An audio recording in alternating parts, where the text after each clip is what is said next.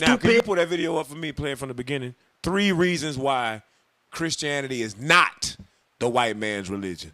Let's see what this brother got to say. Go ahead. This meme says, I don't practice the white man's religion. Some people think that being a black Christian is an oxymoron, and some people think that if you are a black Christian, then you are an oxymoron. Minus the oxy. Given that it's Black History Month, I thought I'd take a moment to explain why I'm a black Christian, while at the same time conclusively showing that Christianity is not the white man's religion. So let's get into it.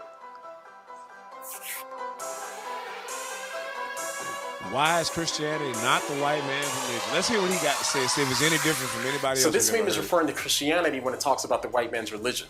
All right?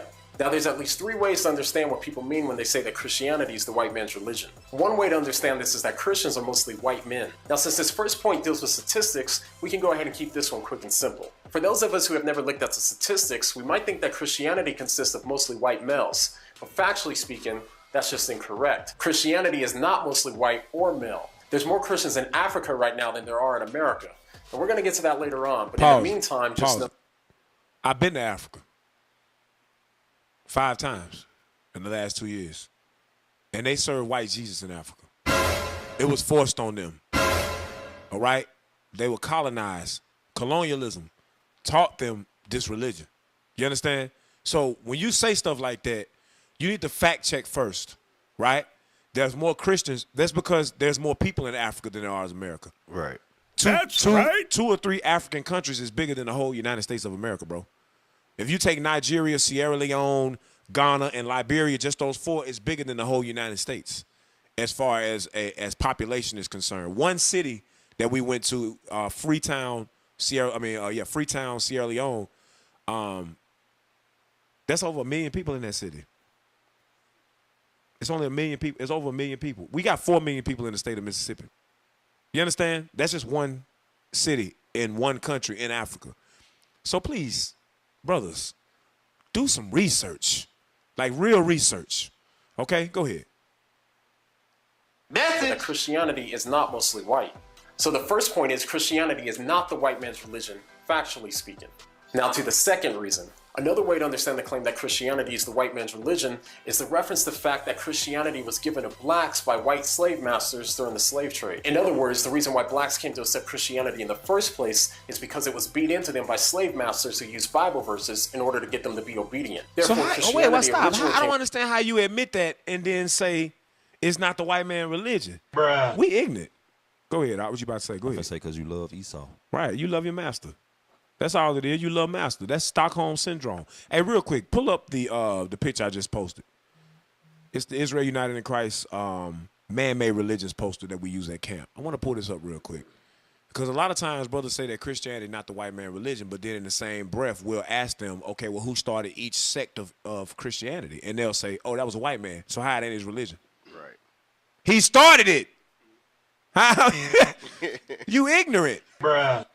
Boy, can you pull it up, please? I'm sorry. Who raised you? Okay, let's read this, Soldier John. Just man-made religion. Just read it on down. Man-made religions. Okay. John Smith. John Smith. Created the Baptist religion in 1608. Where were black people in 1608? In 1608, right? We was enslaved. Because, 1619 was the official year for the multitude of us. But a lot of us came over in the 1500s. That's factual, right?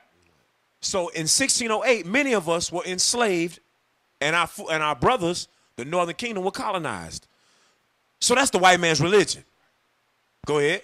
Charles Parham created the Pentecostal religion in 1901. Weren't we just being emancipated, so-called? But at the same time, you had the Ku Klux Klan, you had black codes, you had vagrancy laws, right? You had the 13th Amendment, sharecropping, right? You couldn't be caught without showing proof of employment, or you would be put right back in prison and then leased out to a plantation or to a mine, which was called convict leasing. So put you right back on the plantation. Yeah, the Pentecostal religion was started while that was happening to your people. Right, only 36 years after emancipation. Meaning what? It's the white man's religion. Go ahead.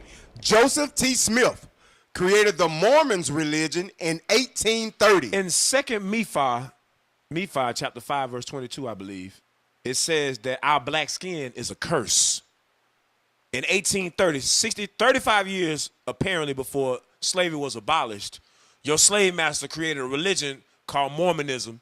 And in that religion, it shows that, or it says that your black skin is a curse. But you got black folks, I've seen black elders, 17 years old, calling themselves a damn elder, riding around Jackson, Mississippi, 2x2s with a white shirt on with a black tie. You seen them? Huh? Those are Mormons, correct? Right. Go ahead.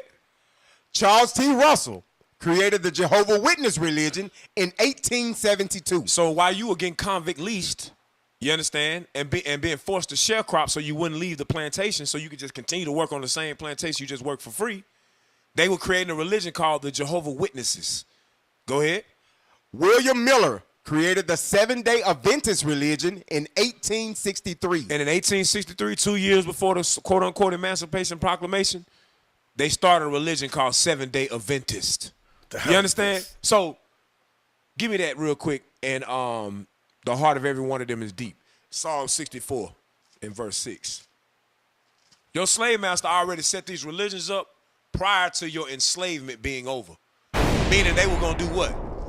They were going to pull you into these different religions and force you to start to keep them. So in 2021, you'll be saying, oh, my family always been Seventh-day Adventist. Oh, my mama always been Baptist. Huh? When you go up north, even in the South, they ask Edomites ask people that come from outside of the South, they say, you Baptist? They say, yeah. You traditional Baptist or Southern Baptist? Southern Baptists mean we gonna hang a nigga tonight. That's what Southern Baptists mean. Mean we don't like black people. Right or wrong? Right. Because we live in the South in 2021. And you still got churches completely segregated. I can name probably about 5 or 6 churches we all know that got black and white people in it. In the whole state of Mississippi in 2021. It's still a divide. You understand? It's still a racial divide in Christianity. It always has been. It always will be. Because it's not God's religion. Now read what you got. The book of Psalms, chapter 64 and verse 6. They search out iniquities. They accomplish a diligent search.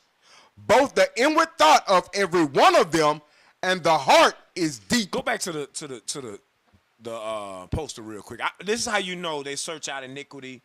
They accomplish a diligent search, and the heart of every one of them is deep. This is how you know. John Smith went in the Bible and saw one person in the Bible called Baptist. John the Baptist. He saw one person. He said, I'm going to make a religion out of this.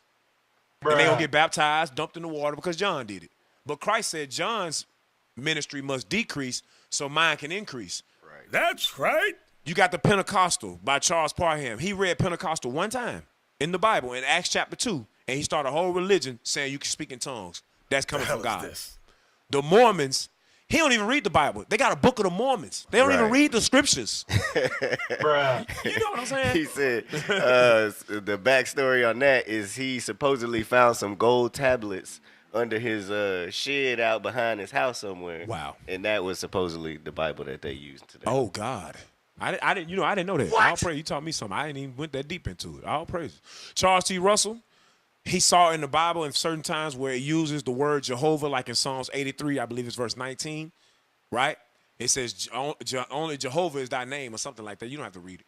He took that one word and he said, I'm going to make a religion called Jehovah's Witnesses. But we know, give me that in Isaiah 43 and 10. Who are the witnesses? Let's see. Isaiah chapter 43, verse 10. Start at 1 and skip to 10 so we can get it in context, my brother. Yes, sir. Context. The book of Isaiah, chapter 43 and verse 1. Go ahead. But now, thus saith the Lord that created thee, O Jacob, and he that formed thee, O Israel. Go ahead. Fear not, for I have redeemed thee. I have called thee by thy name. I have called thee by thy name. Go to verse 10 now. Verse 10. Ye are my witnesses, saith the Lord. So the Lord says Jacob is his witnesses. Go ahead. And my servant, whom I have chosen. Jacob is the servant that God chose. Read. That ye may know and believe me and understand that I am he. Before me, there was no God formed, neither shall there be after me. All praises, all glory to the Lord. So that whole sign, as you can see, you can go in the scriptures and dissect it and show where it came from. But our people choose not to read. You know what apologetics say? They say that they're not a part of no Christian denomination. Huh? But yet you teach what they teach. Right. They teach exactly what they teach. Doesn't matter what color Christ is. He died for all nations, Jews and Gentiles. You don't have to keep no laws. Same thing. Same rhetoric. You played yourself. Let's go back to the video. So I just wanted to deal with that part.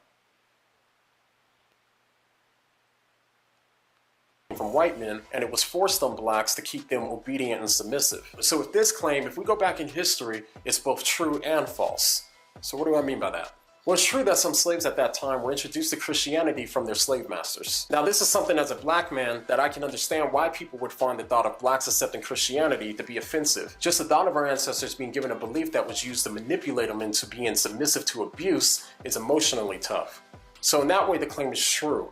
It's true in the sense that some blacks were introduced to Christianity during the slave trade. So now why is it false? Well, it's false because Christianity was not first introduced to blacks during the slave trade. As Lisa Fields talks about in my video with her on this channel, some of the early church fathers, like Athanasius, were African. Christianity was in Africa before Islam was in Africa. So blacks held belief in Christianity going all the way back to around the time that Christianity first started. In the book of Acts, we read about Ethiopia, and at that time that included all of Africa south of Egypt. We read about the Ethiopian eunuch that declares, "I believe that Jesus Christ is the Son of God." We also read that the men from Cyrene, which was a North African town, who laid hands on Paul the Apostle to go do missions, were also African. And we even read that Africans were missionaries to the Europeans. All of this was 1600 years before the African slave trade, and even then you had blacks that were giving their lives to Christ and were worshiping Jesus. An alternative way to... Pause it, because we're going to deal with that. Everything he said, we're going to deal with it.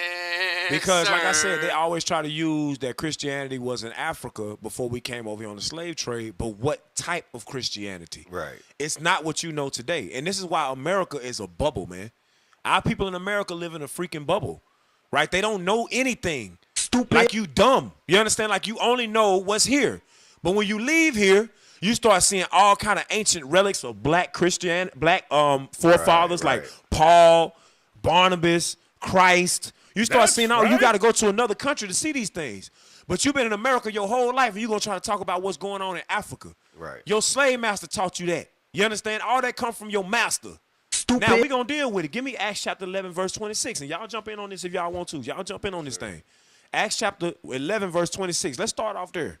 Matter of fact, start at Acts 11, 19. Then skip down to verse 26. The book of Acts, chapter 11 and verse 19. We're going to teach y'all some history today about the Bible, about our people. Go ahead. Now they, which were scattered abroad upon the persecution that arose about Stephen, traveled as far as Phoenice and Cyprus and Antioch, preaching the word to none but unto the Jews only. But whoa, read that again. Preaching the word to none but unto the Jews only. None but unto the Jews only. You understand? Keep reading. Verse 20. Verse 20. And some of them were men of Cyprus. Hold up. Ho. Some of the Jews were men of Cyprus. Go ahead. And Cyrene. Didn't he just talk about Cyrene? He just mentioned Cyrene. He said Paul went to Cyrene, laid his hands on the apostles that were there. Black Africans. No, they were Jews. They were black Israelites. Yes, go ahead. Sir. Which when they were come to Antioch, spake unto the Grecians. Wait a minute. Who got the Zondervan? Somebody give me the Zondervan. Who are the Grecians? Because look, this is important for you Israelite brothers and sisters to know, because Christians are going hard for Galatians 3:28 right now. They going hard for all nations can be saved. You got to put forth your best effort to learn these doctrines so that you can cut them, right? Because if you continue to be ignorant to Jews and Gentiles, you're going to be deceived in these last days. Because they're going deep to try to trick our people out of knowing who they are. Right? There's powerful niggardry at work. Verse 20. And some of them were men of Cyprus and Cyrene. North Africa. Which when they were come to Antioch, spake unto the Grecians, preaching the Lord Jesus. Now, could you do me a favor and read Grecians for me? You remember where we was at the other day? Yes, sir. Read yes, that for sir. me out of Zondervan, please. Zondervan Bible Dictionary, Greece. It says, Grecians were Greek-speaking Jews. Wow. Folk from the dispersion from areas predominantly Greece. Wow. You hear this? Greek-speaking Jews, folk of the dispersion. Mean what? Dispersed, which means what? Scattered. You understand? Now, did you finish? Did you read 26? See, let's see what they were called. Read 26. Verse 26. And when he had found him, he brought him unto Antioch. And it came to pass that a whole year they assembled themselves with the church and taught much people. Read. And the disciples were called Christians first in Antioch. Wait a minute. The disciples, which were Jews, were called what at Antioch? Christians first in Antioch. The disciples was called Christians first at Antioch, right? These were black Israelite men and women that were following Christ, right? Now, give me Acts 13:1. Go to Acts 13:1. Let's see what they called them. Let's see what they called Paul, who was a Christian, who was a follower of Christ, or the anointed. Read. The book of Acts, chapter 13 and verse 1. Read. Now there were in the church that was in Antioch. Wait a minute. Didn't we just read it? It said that the disciples in Antioch were called what? Christians. The anointed. The believers of Christ. The Jews that believed on Christ. Go ahead. That's right. Now there were in the church that was at Antioch. Read. Certain prophets and teachers, as Barnabas and Simeon. That was called nigger. What they call them? Nigger. What they call them? Nigger. Niggers in the Bible. It mean black. You understand?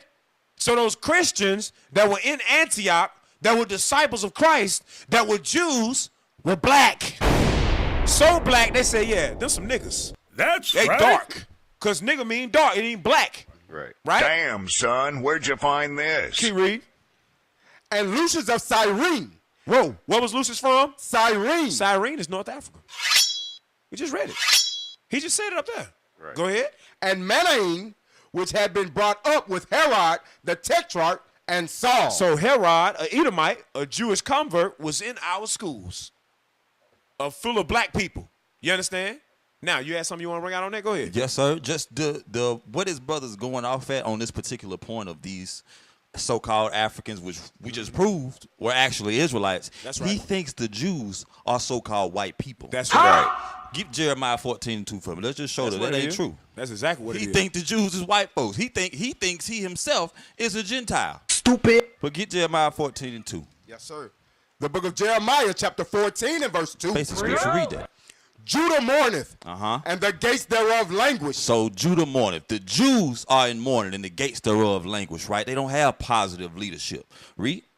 They are black unto the ground. Wait a minute. What the Bible say the Jews look like? They are black unto the ground. The scriptures say the Jews is black like the ground. right. You understand that? So where do we fall off the horse at when we thinking that these people, that the people of God are so-called white people? Right. You understand that? The Bible say the Jews is black. Can I get one more? Yeah. Because he mentioned, because I hope you weren't finna bring it out. He mentioned the Ethiopian eunuch. Go You ahead. finna bring it out? No, sir. Go ahead. Get that at Acts 8. And then get Zephaniah 3 after that. Yes, sir. Just show the Israelites in Ethiopia. Yeah, start at verse 27. The book of Acts, chapter 8 and verse 27. And he arose and went, and behold, a man of Ethiopia, a eunuch of great authority under Candace, queen of the Ethiopians. So this man came from Ethiopia. Right.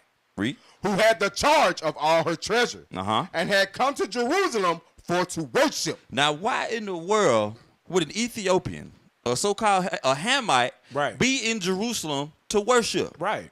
Can you get that and then go to Zechariah? Yes, sir. Get that in Deuteronomy 16. Why was this particular Ethiopian in Jerusalem trying to worship? Bring it out. Because the other nations had nothing to do with our God. Right. Never did, That's never will. right. Read that.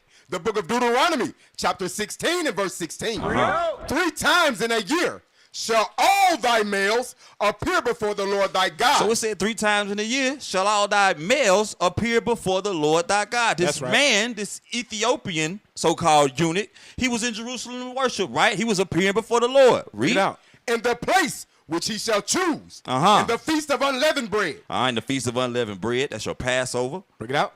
and in the feast of weeks, The feast of weeks, which is the feast of Pentecost. Read. and in the feast of tabernacles. And the feast of tabernacle. What was he doing? Read the rest of it. And they shall not appear before the Lord empty. That's it right there. This Ethiopian was an Israelite. Bring it out. Keeping God's That's right. commandments. Now get that in Zechariah 3. No, Zephaniah 3. Zephaniah 3. Zephaniah 3 started verse 9.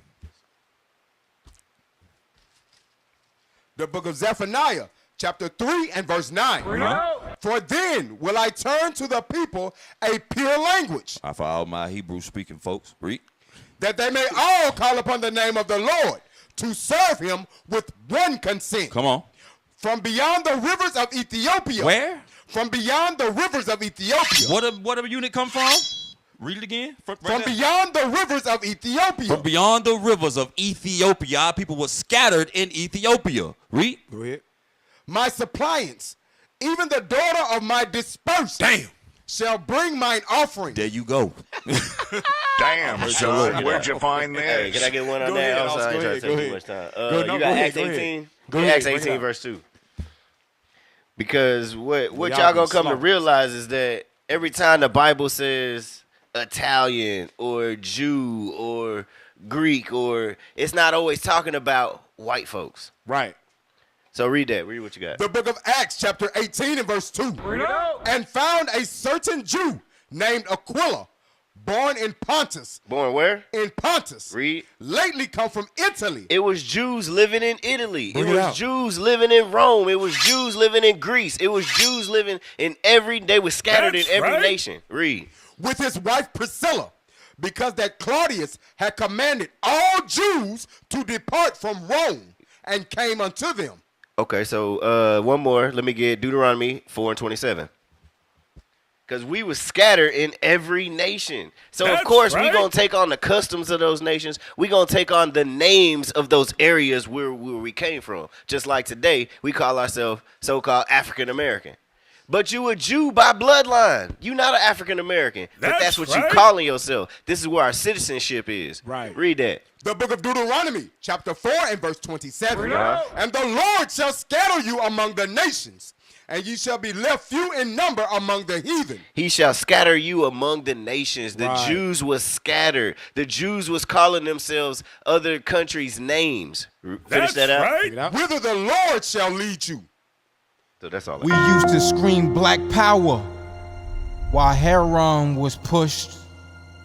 But at the end of the day, nothing's in vain. IUIC has been given a vision. The tents of Judah has risen. Many has attempted the mission. Minor murmuring, omitting, and missing the mark. Just reading that he had the flame of fire in his eyes gave us the spark. We on Paul's mission. We out on the road, purple and gold. From Mexico, Cuba, Haiti, Ghana, Sierra Leone. 144,000 boots banging, concrete crackling. These are our men repented at heart. The scriptures is proof. IUIC, we deliver the truth.